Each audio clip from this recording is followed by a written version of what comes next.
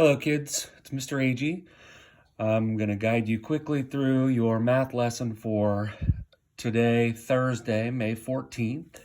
It looks like you've got 4 different problems for today. If you can see, we're on day 5 of week 1 in the May-June packet.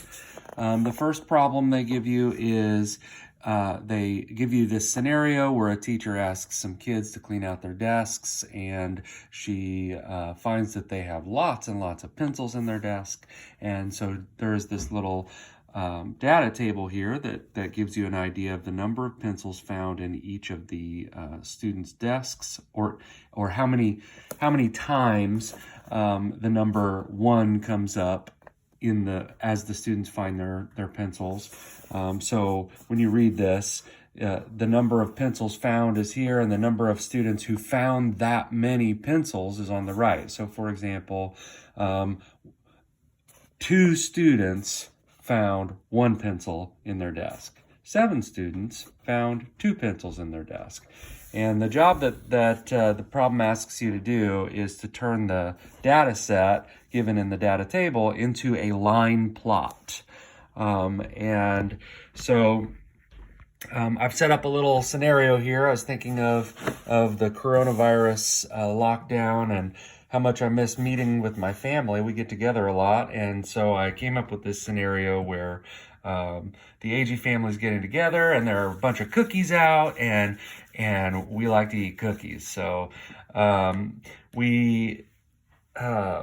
I made this little data table. There are 17 members in my family on my mom and dad's side, and when we get together, it's usually some kind of feast that's happening.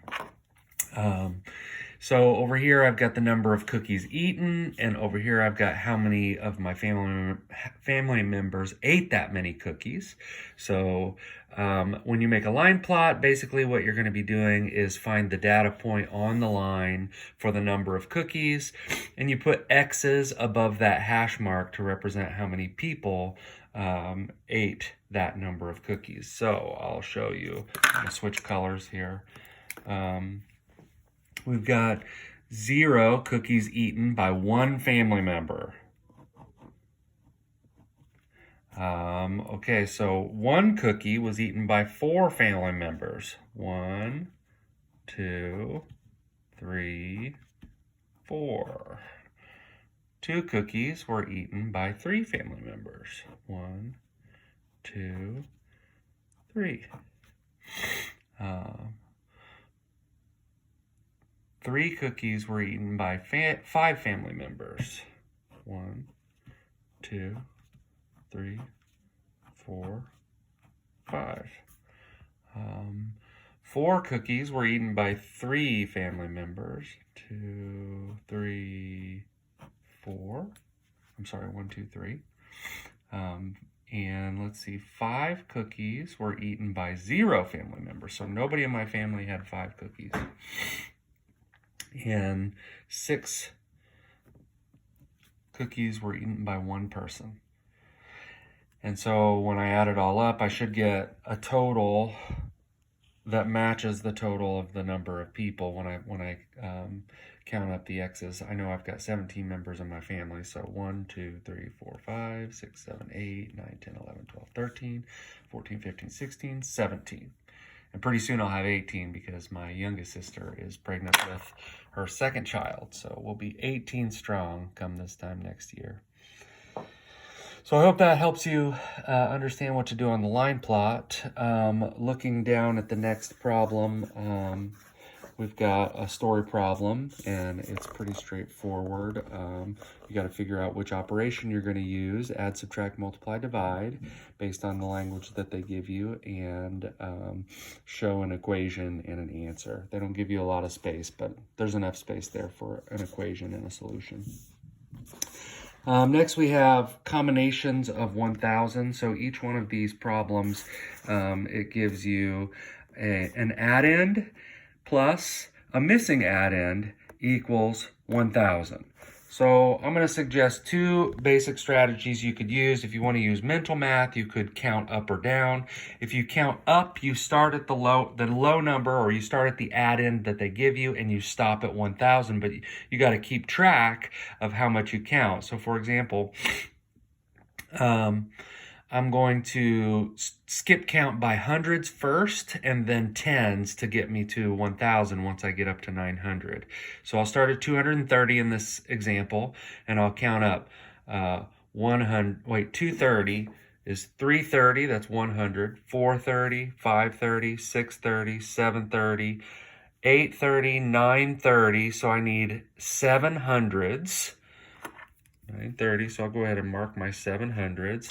And then, so 30, counting up to 1,000, 40, 50, 60, 70, 80, 90, 1,000. So I needed 7 tens, which is the same thing as 70. So that would be using a count up strategy. Count down strategy, I would end up with 770 as well. I would count down to 300, like this, 1,000, 900, 800, 700, 600, 500, 400, 300. And then, so I'd mark my 7 in the hundreds place there, and then I would count down from 300 to 230. So I'd say 290, 280, 270, 260, 250, 240, 230, gives me 70. Another foolproof way to solve this problem is to find the missing part using the inverse operation, which means for addition, you flip around the numbers and you use subtraction. So I would start with the sum, and I would take away the part that's given, the add-in that's given here. So I would write my problem like this: 1,000 minus 230, and 0 minus, I start in the ones, 0 minus 0 is, everybody says 0. 0 minus 3 is -3, but we know in this algorithm we can't do that, so we've got to come over here and try to borrow, but there's nothing there, so we've got to go one more column over.